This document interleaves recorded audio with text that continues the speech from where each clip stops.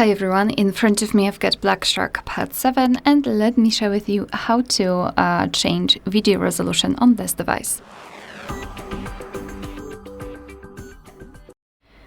So let's begin with opening the camera app, and currently we are in the standard photo mode, so let's switch to the video one, just upon the video here, and if you can see the red color inside the shutter button, it means that for sure you're on the video mode.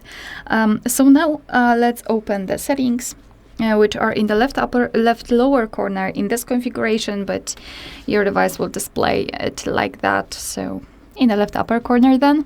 And here we need to tap on video quality. And in this device we've got 4 different options, so FHD, HD, VGA and CIF. And all you need to do is to simply tap on the option like to use. I'll pick this one, so just tap on it.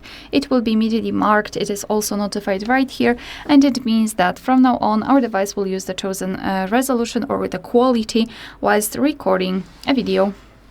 Alright, so that will be all. Thank you so much for watching. Please hit the subscribe button and leave the thumbs up.